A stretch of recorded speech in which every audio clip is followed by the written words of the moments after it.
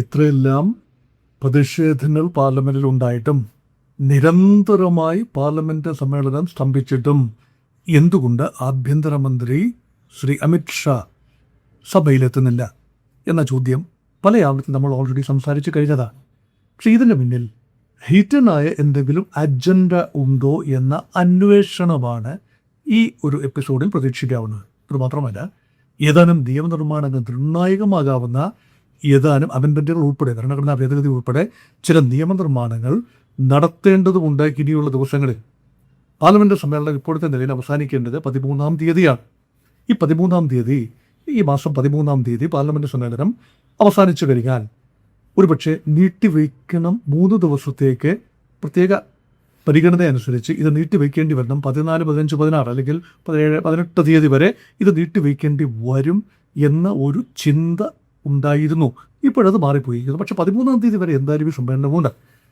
അതിനുള്ളിൽ ചില നിർണായകമായ നിയമനിർമ്മാണം, FCRA അമെൻമെൻറ്റ് ആക്ട്, അത് വന്നേക്കാം.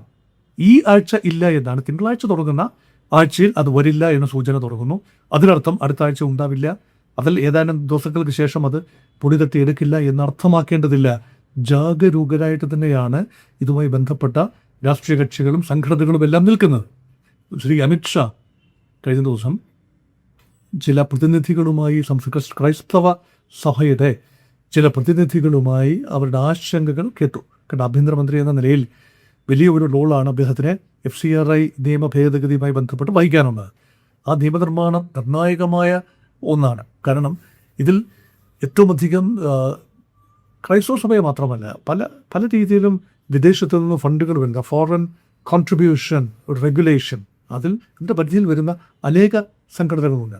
അതിൽ പലതും നമ്മൾ പ്രതീക്ഷിക്കാത്ത ഇടങ്ങളിലുള്ള സംഘടനകളാണ്. മിസോറാമിലുണ്ട്, നാഗാലാൻഡിലുണ്ട്, മണിപ്പൂരിലുണ്ട്. ഇത് ക്രിസ്ത്യൻ സംഘടനകളാണ്, പലപ്പോഴും മിസോറാമിലും ഒക്കെ ഉള്ളത്. അതല്ലാത്ത സംഘടനകളുണ്ട്, സമുദായങ്ങളുണ്ട്, എല്ലാമുണ്ട്. അവിടെ ഏതെങ്കിലും കാരണവശാൽ ഇപ്പോൾ നിർദ്ദേശിക്കപ്പെട്ട രീതിയിൽ അത് പാസ്സാവുകയാണ് എങ്കിൽ സംഭവിക്കാൻ സാധ്യത ആസ്തികൾ ഏറ്റെടുക്കപ്പെടും. അതാണ് ഏറ്റവും പ്രധാനപ്പെട്ട കാര്യം. ഏതെങ്കിലും രീതിയിൽ FCRA രജിസ്ട്രേഷൻ പുതുക്കാൻ സാധിക്കാതെ വരികയോ ഏതെങ്കിലും രീതിയിൽ സസ്പെൻഡ് ആവുകയോ ചെയ്താൽ മുന്നോട്ടുള്ള പോക്ക് സുഗമമാവില്ല.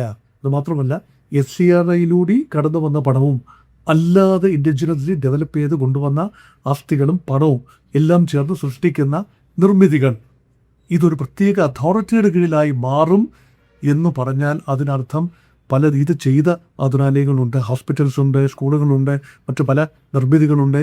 ഇതെല്ലാം തന്നെ തുലാസിൽ തൂങ്ങും.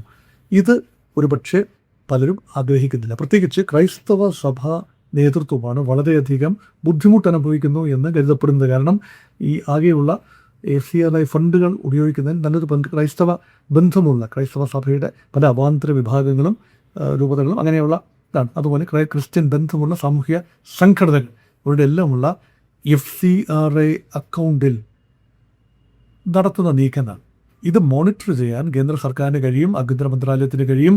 സുരക്ഷയുമായി ബന്ധപ്പെട്ട വിഷയങ്ങൾ ചൂണ്ടിക്കാണിച്ചുകൊണ്ട് പല കാര്യങ്ങൾക്കും ഇടങ്കോലിടാൻ കേന്ദ്രത്തിന് കഴിയും. അതുകൊണ്ട് കേന്ദ്രത്തെ ചേർത്ത് പിടിച്ചുകൊണ്ട് മാത്രമേ ഇങ്ങനെയുള്ള ഫോറിൻ ഫണ്ട്സ് സ്വീകരിക്കുന്ന സംഘടനകൾക്കും സഭകൾക്കും സമുദായങ്ങൾക്കും മുന്നോട്ട് പോകാനാവൂ എന്നതാണ് അവസ്ഥ. അതാണ് അവസ്ഥ. അങ്ങനെയെങ്കിൽ അമിത് ഷാ ഒന്ന് കഴിയേണ്ടി വരും എന്നതാണ് ചിന്ത. അതുകൊണ്ടാണ് അമിത് ഷാ ഇപ്പോൾ കാണുവാനില്ല എന്നാണ് പറയുന്നത്. പക്ഷേ കാണുവാനില്ല എന്ന് പറയുമ്പോഴും കഴിഞ്ഞ ദിവസം വെള്ളിയാഴ്ചയാണ് അമിത് ഷായെ പാർലമെൻറ്റ് സ്പീക്കറുടെ ചേംബറിൽ കണ്ടു.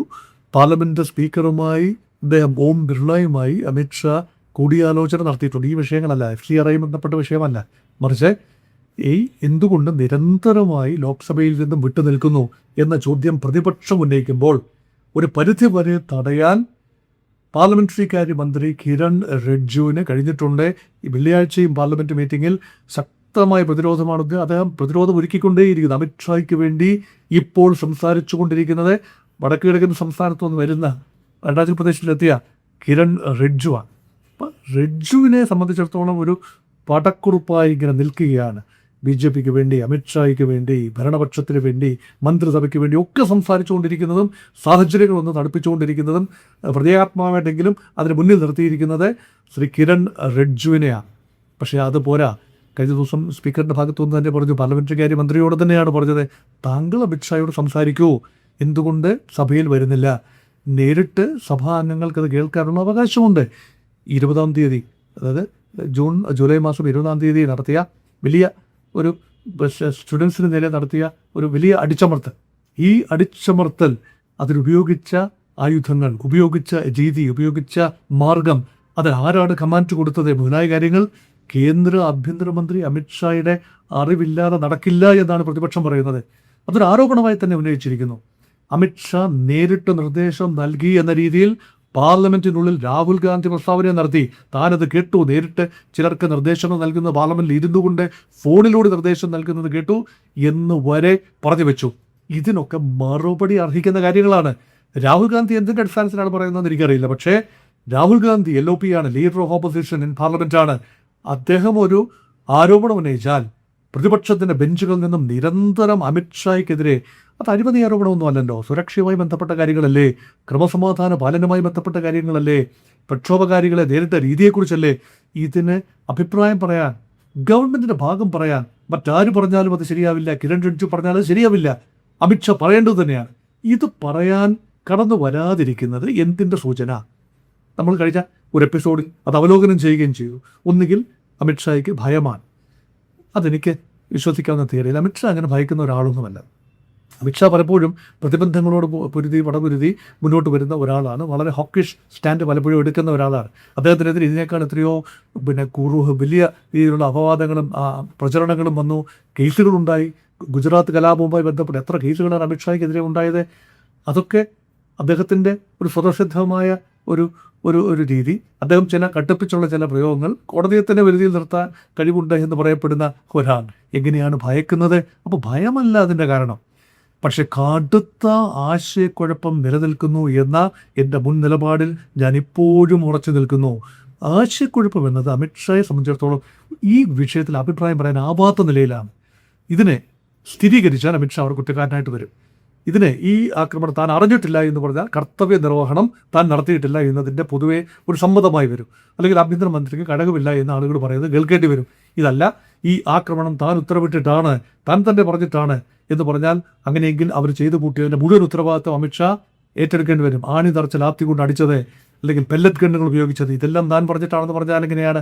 അല്ല, എങ്കിൽ തൻ്റെ ജൂനിയർ ഉദ്യോഗസ്ഥന്മാരാണ് ഉത്തരവിട്ടത്, താൻ അറിഞ്ഞിട്ടില്ല എന്ന് പറഞ്ഞാൽ പിന്നെ എന്ത് മന്ത്രിയാണ് അമിത്ഷാ എന്ന ചോദ്യം ഉണ്ടാകും. അപ്പം എന്തുത്തരമാണ് പറയുക? ഒരു രീതിയിലും ഉത്തരം പറയാനാവില്ല. അതുകൊണ്ട് മെല്ലെ മെല്ലെ മെല്ലെ ഈ വിഷയം പാർലമെൻറ്റിൻ്റെ പരിഗണനയിൽ നിന്ന് മാറും. ഇനി അയോധ്യ വിഷയം ആകും. അയോധ്യ വിഷയത്തിൽ ഇപ്പോൾ തന്നെ BJP വലിയ പ്രതിരോധത്തിലാണ്. അയോധ്യയിൽ സംഭാവന കൊള്ള നടന്നു എന്നത് സ്ഥിരീകരിച്ചിട്ടുള്ളൊരു കാര്യമാണ്. ചമ്പത് റായും കൂട്ടരും വലിയ രീതിയിലാണ് സ്കൈഫോൺ ചെയ്ത് മാറ്റിയത്. ഈ പണം സംഭാവനയായി രാമക്ഷേത്രത്തിന് ഭക്തർ നൽകുന്ന, ഹൃദയപൂർവ്വം നൽകുന്ന സംഭാവന RSSൻ്റെയും വിശ്വ ഹിന്ദു പരിഷത്തിൻ്റെയും ഒക്കെ അംഗീകാരമുള്ള ചമ്പത് റായും കൂട്ടരും അവരുടെ കയ്യിൽ ഇതെല്ലാം ഭദ്രമാവും, സുരക്ഷിതമായിരിക്കും, എല്ലാം അക്കൗണ്ടഡാണ്, ഓഡിറ്റഡാണ്, എല്ലാത്തിനും മേൽനോട്ടമുണ്ട്, സുതാര്യമായ ഒരു ഭരണ നിർവഹണമാണ് അവിടെ നടക്കുന്നത് എന്ന പ്രതീതി പൊളിച്ചിരിക്കുന്നു. അതുകൊണ്ട് രാമക്ഷേത്രം തന്നെ ചിലർക്ക് ധനാഗമ മാർഗമായി മാറുന്നു എന്ന് പറയുമ്പോൾ BJPയുടെ ഒരു ബ്ലാങ്ക് ആൻഡ് പൊളിറ്റിക്കൽ നറേറ്റീവാണ്, കൾച്ചറൽ നറേറ്റീവാണ് അവിടെ അഴിഞ്ഞു വീഴുന്നത്. ഇത് വിശ്വാസത്തിൻ്റെ വിഷയമല്ല. ഇത് സാമ്പത്തികമായി പല തട്ടിപ്പിനുള്ള ഉപാധിയായി ആരാധനാലയങ്ങൾ, അത് ഏതെങ്കിലും ഹിന്ദു ആരാധനാലയങ്ങൾ മാത്രമല്ല, ക്രൈസ്തവ ആരാധനാലയങ്ങളോ ഇസ്ലാമിക ആരാധനാലയങ്ങളോ ചൂഷണത്തിനുള്ള, സാമ്പത്തികമായ തിരിമറിക്കുള്ള ഉപാധിയായി മാറുന്നുവെങ്കിൽ ജനം അതിൻ്റെ പിന്നിലെ ശക്തികളെ തിരിച്ചറിയും. അതിൻ്റെ പിന്നിൽ നേട്ടമുണ്ടാക്കിയ രാഷ്ട്രീയക്കാരെ തിരിച്ചറിയും, രാഷ്ട്രീയത്തെ തിരിച്ചറിയും. അതുകൊണ്ടാണ് BJPയെ സംബന്ധിച്ചിടത്തോളം രാമക്ഷേത്രത്തിലെ ഈ വിവാദം വലിയ ഒരു ബാധ്യതയായി മാറിയിരിക്കുന്നു. അതിന് വിശദീകരണം കൊടുക്കേണ്ടതുണ്ട്. അമിത്ഷാ ഇങ്ങനെ കുച്ചുവിലങ്ങിടപ്പെടുകയാണെങ്കിൽ, അമിത്ഷായാണ് മുന്നിൽ നിന്നുകൊണ്ട് ഉത്തരം പറയേണ്ട ഒരു ആൾ അമിത്ഷാ തന്നെയാണ്. നരേന്ദ്രമോദിയും അമിത്ഷായും തന്നെയാണ്. മന്ത്രിസഭയിലെ ഒന്നാമൻ നരേന്ദ്രമോദിയും രണ്ടാമൻ അമിത്ഷായും എന്ന കാര്യത്തിൽ ആർക്കെങ്കിലും തർക്കമുണ്ടാകുന്നു. രാജ്ദാസ് സിംഗിനെ പോലത്തെ സീനിയർ ആളുകൾ ഉണ്ട്. പക്ഷെ കഴിഞ്ഞ ദിവസം ഇതിനൊന്ന് ലഘൂകരിക്കുന്നതിൻ്റെ ഭാഗമായിട്ടായിരിക്കും വിദേശകാര്യമന്ത്രി ജയശങ്കർ അമിത്ഷായുമായി പാർലമെൻറ്റിൻ്റെ ഈ ലോഞ്ചിൽ വെച്ച്, അല്ലെങ്കിൽ അദ്ദേഹത്തിൻ്റെ ഓഫീസിൻ്റെ അടുത്ത് വെച്ച് കൂടിക്കാഴ്ച നടത്തിയതായി, ഏതാനും ദീർഘമായ സമയം സംസാരിച്ചതായി റിപ്പോർട്ടുകളുണ്ട്. അതുകൊണ്ട് പാർലമെന്റ് അഡോപ്റ്റ് ചെയ്യേണ്ട തന്ത്രങ്ങളെക്കുറിച്ചുള്ള ആലോചനയായിരിക്കും. കാരണം വിദേശകാര്യമന്ത്രി ജയശങ്കറൊക്കെ വിവാദങ്ങളിൽ ചെന്ന് അധികം പെടുന്ന ഒരാളല്ല.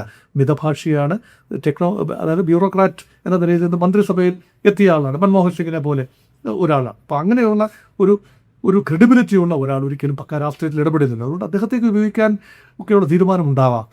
യഥാർത്ഥത്തിൽ ആത്യന്തികമായി എന്താണ് ബില്ലുകൾ വരുന്നു, FCRA ബില്ലെന്നൊക്കെ പറയുമ്പോഴും അതല്ല പ്രധാനപ്പെട്ട ബിൽ. പാർലമെന്റിന്റെ ഈ സമ്മേളനം ഒരുപക്ഷെ 131ാമത്തെ ഭരണഘടനാ ഭേദഗതി പരിഗണിക്കാൻ സാധ്യതയുണ്ട്. അതായത് ഡിലിമിറ്റേഷൻ എക്സസൈസ്, മണ്ഡലങ്ങളുടെ അതിർവരമ്പുകളുടെ പുനർനിർണയം. അത് നടക്കുന്നതിന് മുൻപ് പാർലമെന്റിന്റെ അംഗസംഖ്യ കൂട്ടേണ്ടതുണ്ട്. ലോക്സഭയുടെ അംഗസംഖ്യ 1971 സെൻസസിൽ അനുസരിച്ച് മരവിപ്പിച്ച് നിർത്തിയ 42ാം ഭേദഗതിയിലൂടെ 1976 അത് മരവിപ്പിച്ചു നിർത്തി. 543 എന്നത് മരവിപ്പിച്ച് നിർത്തിയ ആ അംഗസംഖ്യ 850 ഉയർത്താനുള്ള നിർദ്ദേശമാണുള്ളത്. ആ 850 ഉയർത്തുമ്പോൾ അതിൻ്റെ അനുപാതം ജനസംഖ്യ അനുപാതികമായി വേണമോ അതോ നിലവിലുള്ള എണ്ണത്തിന് ആനുപാതികമായി ഓരോ സംസ്ഥാനത്തിനും കൃത്യം 50% വീതം? കേരളത്തിന് 20 ഉള്ളത് 10 കൂടി ചേർത്ത് 30 MP-മാർ. ഉത്തർപ്രദേശിന് 80 ഉള്ളത് 40 കൂടി പകുതി 40 കൂടി ചേർത്ത് 120 മാറ്റുന്നു. ആ രീതിയിലാകുമോ?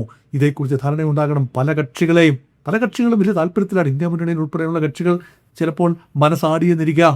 കാരണം ഇതാണ്, DMK ഒണ്ടത്തുമില്ലല്ലോ, ഇപ്പോൾ ഒരു മുന്നണിയിലുമില്ലല്ലോ. DMKയുടെ 22 MP-മാരുണ്ട്. അവരോട് നിരന്തരമായി സമ്മർദ്ദം ചെലുത്തിക്കൊണ്ടിരിക്കുകയാണ്. ഇതിനനുകൂലമായി, ഈ ഭേദഗതിക്ക് അനുകൂലമായി നിങ്ങൾ വോട്ട് ചെയ്യണം. ഇപ്പോൾ നിലവിൽ 39 MP-മാരാണുള്ളത് തമിഴ്നാട്ടിൽ നിന്നും. അത് 50% കൂടി കൂടും. ഒരു 20 പേര് കൂടി അഡീഷണലായി വന്നു കഴിഞ്ഞാൽ അത് നന്നാവുമല്ലോ. തമിഴ്നാടിനത് നന്നാവില്ല. കൂടുതൽ പേരെ DMKക്ക് ഫീൽ ചെയ്യാൻ പറ്റും, മറ്റു കക്ഷികൾക്ക് ഫീൽ ചെയ്യാൻ സാധിക്കും. അതുകൊണ്ട് രാഷ്ട്രീയക്കാർക്ക് സമ്മർദ്ദം കുറയുകയാണ്. കാരണം സ്ഥാനകാംക്ഷികൾ, സീറ്റ് മോഹികൾ, അവർക്കെല്ലാം കൂടുതൽ അവസരങ്ങൾ നൽകാൻ ഈ ഭേദഗതിയിലൂടെ കഴിയും.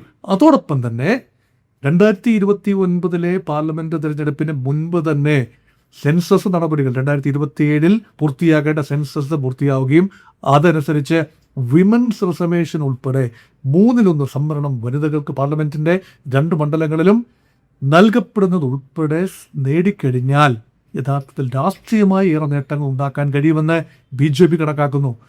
അപ്പോൾ ഇതിനെ പരസ്യമായി വിമൻസ് റിസർവേഷനെ എതിർക്കാൻ, തത്വത്തിൽ വിമൻസ് റിസർവേഷൻ നിലവിൽ വന്നു കഴിഞ്ഞല്ലോ, അതിനെ തത്വത്തിൽ എതിർക്കാൻ ഇനിയിപ്പം നിലവിൽ ഉണ്ട്, പേപ്പറിലുണ്ട്. നിലവിൽ വരണമെങ്കിൽ ഒരു തെരഞ്ഞെടുപ്പിലൂടെ യഥാർത്ഥത്തിൽ നിലവിൽ വരണമെങ്കിൽ ഒരു കടമ്പ കൂടി കടക്കണം. അതിനുള്ള ശ്രമം ആണ് BJP നടത്തുക. അപ്പോൾ മറ്റു വിഷയങ്ങൾ അമിത്ഷാ എന്തുകൊണ്ട് വരുന്നില്ല എന്ന രീതിയിൽ പാർലമെന്റിൽ വലിയ വിഷയം ഉണ്ടാവുകയും രഹസ്യമായി അമിത്ഷാ ഉൾപ്പെടെയുള്ള ആളുകൾ കക്ഷികളുമായി, മാറി നിൽക്കുന്ന കക്ഷികളുമായി മിഷൻ 360യുടെ ഭാഗമായി, എന്താണ് മിഷൻ 360? 360 എന്നത് 3/2 ഭൂരിപക്ഷമാണ്. ലോക്സഭയിലെ 3/2 ഭൂരിപക്ഷം നേടുക ഇപ്പോഴത്തെ നിലയിൽ അസാധ്യമാണെന്ന് തോന്നാം. കാരണം 293 പേര് മാത്രമേ ഉള്ളൂ NDAക്ക്. ഇപ്പോൾ വലിയ തുലാസിൽ തൂങ്ങുകയാണ് തൃണമൂൽ കോൺഗ്രസിലെ മാറി നിൽക്കുന്ന നാഷണൽ സിറ്റിസൺഷിപ്പ് പാർട്ടി എന്ന രോഗത്തിൽ വിടർന്നു മാറി പ്രത്യേക ബ്ലോക്കായി BJPയോടൊപ്പം ചേർന്ന് സഹകരിക്കാൻ തയ്യാറായി നിൽക്കുന്ന 20 MP-മാർ. അവരിൽ 3 പേർ, യൂസഫ് പത്താൻ ഉൾപ്പെടെ 3 പേർ മുസ്ലിം MP-മാരാണ്. അവർ മാറി നിൽക്കുന്നു. അവരില്ല എങ്കിൽ 3/2 ഉണ്ടാവില്ല. അങ്ങനെയെങ്കിൽ ഒരുപക്ഷെ കോടതി ഇടപെടും. കോടതി തന്നെ പറഞ്ഞു കഴിഞ്ഞു, ഇപ്പോൾ ലെജിസ്ലേറ്റീവ് പാർട്ടി എടുക്കുന്ന തീരുമാനത്തെക്കാൾ ബലപ്പെടുന്നത് പാർട്ടിയുടെ സംഘടനാ സംവിധാനത്തിൽ എടുക്കുന്ന തീരുമാനമാണ് എന്ന് പറഞ്ഞാൽ ഒരുപക്ഷെ BJP മനക്കോട്ട കിട്ടുന്നത് പോലെ തൃണമൂലിൻ്റെ 20 MP-മാരുടെയും കൂടി പിന്തുണ, ശിവസേനയുടെ MP-മാരുടെ പിന്തുണ, അത് ഉദ്ധവ് വിഭാഗത്തിൻ്റെ പിന്തുണ, NCP ശരത് പവാർ വിഭാഗത്തിൻ്റെ പിന്തുണ, ഇതെല്ലാം ലഭിക്കും. അല്ലെങ്കിൽ അതിൻ്റെ സൈസിബിൾ ജങ്കിനെ പുലർത്തി മാറ്റി നേടിയെടുക്കാം എന്നത് വ്യാമോഹമാകും. DMKയുടെ 22 MP-മാർ ഉൾപ്പെടെ എന്താവും ചിന്തിക്കുക. വിജയന്റെ പാർട്ടി കഴിഞ്ഞ ദിവസം പറഞ്ഞു കഴിഞ്ഞു, ഞങ്ങൾ ഒരു രീതിയിലും നിലവിലുള്ള അംഗസംഖ്യ മാറ്റിമറിക്കുന്നതിനെ പ്രോത്സാഹിപ്പിക്കുന്നില്ല എന്ന് തമിഴക വെട്ടിലെ TVK പറഞ്ഞു കഴിഞ്ഞു. പക്ഷേ എങ്ങനെയെങ്കിലും ഈ പാർലമെന്റ് സമ്മേളനം 13-ാം തീയതി വരെ നീട്ടിക്കൊണ്ടുപോയി 3 ദിവസം കൂടെ വാങ്ങിയെടുക്കുകയും ഒക്കെ ചെയ്ത്, അല്ലെങ്കിൽ 13-ന് തന്നെ നാടകീയമായി പെട്ടെന്ന് വോട്ടിനിട്ട് അത് കാര്യമായ ചർച്ചകൾ വലിയ ദൂരവ്യാപകമായ ഫലങ്ങൾ ഉണ്ടാക്കാൻ സാധ്യതയുള്ള നിയമനിർമ്മാണമാണ്. അത് പെട്ടെന്ന് ഗില്ലറ്റിൻ ചെയ്ത് വോട്ടിനിട്ട് പെട്ടെന്ന് ദ്രുതഗതിയിൽ പാസ്സാക്കിയെടുക്കാൻ ഒരു സാഹസം BJP കാട്ടുമോ എന്ന സംശയം കോൺഗ്രസിനുണ്ട്. ഇന്ത്യ മുന്നണിയിലെ പല കക്ഷികൾക്കുണ്ട്. കോൺഗ്രസ് പാർട്ടി ഓൾറെഡി അതിന് 99 MP വിപ്പ് കൊടുത്തു കഴിഞ്ഞു. നിർബന്ധമായി 11, 12, 13 തീയതികളിൽ ലോക്സഭയിൽ നിർബന്ധമായും ഹാജരാകണം എന്ന് പറഞ്ഞുകൊണ്ട് വിപ്പ് കൊടുത്തു കഴിഞ്ഞു. അതേപോലെ തന്നെ ഘടകകക്ഷികൾ, ഇന്ത്യ മുന്നണിയിലെ മറ്റ് കക്ഷികളും അവരുടെ മെമ്പേഴ്സിനെ ഇപ്പോൾ വിപ്പ് കൊടുക്കുന്ന തിരക്കിലാണ്. അതുകൊണ്ട് എന്തെങ്കിലും സംഭവിക്കും, അടുത്ത ആഴ്ച എന്തെങ്കിലുമൊക്കെ സംഭവിക്കും നിയമനിർമ്മാണത്തിൻ്റെ രൂപത്തിൽ എന്ന പ്രതീതിയാണ് അവിടെ ഉയരുന്നത്.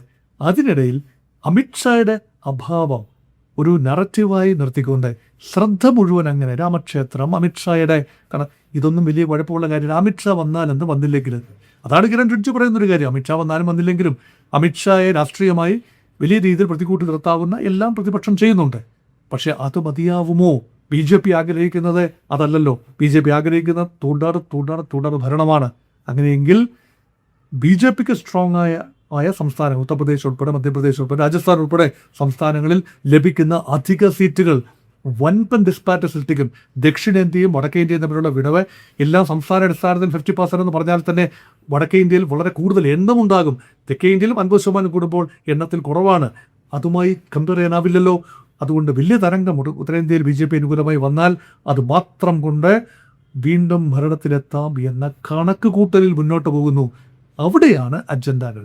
അതുകൊണ്ട് പാർലമെൻറ്റിൽ അമിത്ഷാ മാറി നിൽക്കുന്നത് കൂടുതൽ ആശയക്കുഴപ്പം ഉണ്ടാക്കിക്കൊണ്ട്, പ്രതിപക്ഷ നിരകളിൽ വലിയ ആശയക്കുഴപ്പം ഉണ്ടാക്കിക്കൊണ്ട്, തനിക്ക് നേരെ എല്ലാ കുന്തമുനകളും തിരിയത്തക്ക രീതിയിൽ നിൽക്കുകയും സമാന്തരമായി വളരെ രഹസ്യമായി എണ്ണ ഒപ്പിച്ചെടുക്കാനുള്ള കളികളിലാണ് എന്ന ഒരു ഫീലാണ് ഇപ്പോൾ ലഭിക്കുന്നത്. അതുകൊണ്ട് ജാഗ്രതാപൂർവമായി നിൽക്കേണ്ട സമയമാണ്. പ്രതിപക്ഷത്തെ സംബന്ധിച്ചിടത്തോളം, BJPയെ സംബന്ധിച്ചിടത്തോളം 360 എത്തി നിർത്തുക എന്നൊരു മിഷൻ 360 ആയി മുന്നോട്ട് പോകുന്നു. ഈ സെഷനിൽ സാധിച്ചില്ല എങ്കിലും അതിൻ്റെ ഫ്രെയിംവർക്ക് ഒരുക്കിക്കൊണ്ട്, അടിസ്ഥാനം ഒരുക്കിക്കൊണ്ട് അടുത്ത സെഷനിലെങ്കിലും, ഈ ഭരണം അവസാനിക്കുന്നതിന് മുൻപ്, അടുത്ത സെഷനാണ് വളരെയധികം താമസിക്കുന്നതിന് മുൻപ്, സെൻസസ് നടപടികൾ പൂർത്തിയാക്കുന്നതിന് മുൻപ് തന്നെ ഇക്കാര്യത്തിലൊരു ധാരണ ഉണ്ടാക്കുകയും 2029 3-1 സംവരണം, വനിതാ സംവരണം ഉണ്ടാവുകയും പാർലമെന്റ് അംഗസംഖ്യ 880 മാറുകയും ചെയ്യത്തക്ക രീതിയിൽ വരണമെന്നത് BJPയുടെ നിലനിൽപ്പിൻ്റെയും തുടർച്ചയുടെയും ആവശ്യമായി മാറിയിരിക്കുന്നു. ഈ രണ്ട് ശക്തികൾ തമ്മിലുള്ള പോരാട്ടമാണ് ഇപ്പോൾ അമിത്ഷാ എന്തുകൊണ്ട് വന്നില്ല എന്ന ചർച്ചയിൽ തട്ടി വികലമായിക്കൊണ്ടിരിക്കുന്നത്. നമുക്ക് ശ്രദ്ധാപൂർവം കാത്തിരിക്കാം. അമിത്ഷാ സഭയിൽ വരുമ്പോൾ പ്രസ്താവന നടത്തുമോ? വരാതിരിക്കാം. ടോസ് ചെയ്യുന്ന പോലെയുള്ളൂ, വരാതിരിക്കാം. വരുന്നതുകൊണ്ട് മാത്രം ഇപ്പോൾ സംസാരിച്ചതിൽ കൂടുതലായി ഒന്നും തന്നെ അവിടെ സംസാരിക്കാനുമില്ല. ഒന്നുകിൽ എങ്ങും തൊടാതെ ഒഴുക്കൻ മട്ടിൽ മണിപ്പൂർ വിഷയത്തിൽ പ്രധാനമന്ത്രി എന്തുകൊണ്ട് വരുന്നില്ല, സംസാരിക്കുന്നില്ല എന്ന് പറയും. പ്രധാനമന്ത്രി സഭയിൽ വന്നു. മാസങ്ങൾക്ക് ശേഷം, ഏറെക്കാലത്തെ കാത്തിരിപ്പിന് ശേഷം പ്രധാനമന്ത്രി അതിന് അവിശ്വാസ പ്രമേയം അവതരിപ്പിക്കേണ്ടി വന്നു, സംസാരിച്ചു. നെടുതടങ്കൻ പ്രസംഗത്തിനൊടുവിൽ ഒരു വരി മണിപ്പൂരിനെ കുറിച്ച് പറഞ്ഞുകൊണ്ട് പ്രധാനമന്ത്രി പിൻവാങ്ങി. പ്രതിപക്ഷം എന്ത് ചെയ്യാൻ കഴിയും? പറഞ്ഞല്ലോ, മണിപ്പൂരിനെ കുറിച്ച് പറഞ്ഞല്ലോ, ഒരു വരി മാറി നിന്നല്ലോ ഇറക്കാൻ. അമിത്ഷായും സഭയിൽ വരും, എന്തെങ്കിലും ഒരു കാഷ്വൽ റിമാർക്ക് നടത്തും, വേറെ എന്തെങ്കിലും ചർച്ചയുടെ കൂട്ടത്തിൽ ഒരു വരി പറയും. അങ്ങനെ ഡൽഹിയിൽ ചില വിദേശ ശക്തികൾ, വലിയ ശക്തികൾ നുഴഞ്ഞു കയറാൻ ശ്രമം, പോലീസ് ഇടപെട്ട് സമർത്ഥമായി അതിനെ ചെറുത്തു നിന്നു. എങ്ങും തൊടാതെ ഒരു പ്രസ്താവന നടത്തി പിരിയാനുള്ള സാധ്യത ഞാൻ കാണുന്നുള്ളൂ. യഥാർത്ഥ വിഷയം അതല്ല. അമിത്ഷാ പാർലമെന്റിൽ വരുന്നതല്ല യഥാർത്ഥ വിഷയം. ഭേദഗതികൾ തന്നെയാണ്. ഇന്ത്യയുടെ തന്നെ രാഷ്ട്രീയ ചിത്രത്തെ സമൂലമായി മാറ്റിമറിക്കാൻ കഴിയുന്ന ഭേദഗതികൾ എങ്ങനെയും പാസ്സാക്കിയെടുക്കാനുള്ള നിശ്ചയദാർഢ്യത്തിൽ BJP മുന്നോട്ട് പോകുന്നു. അതാണ് ഇതിൻ്റെ പ്രധാനപ്പെട്ട ഒരു ട്വിസ്റ്റ് എന്ന് പറയുന്നത്. ആ ട്വിസ്റ്റ് കാണാതെ പോകരുത് എന്നതുകൊണ്ടാണ് ഞാൻ ഇങ്ങനെ ഒരു വീഡിയോ ചെയ്യാൻ നിർബന്ധിതനായത്.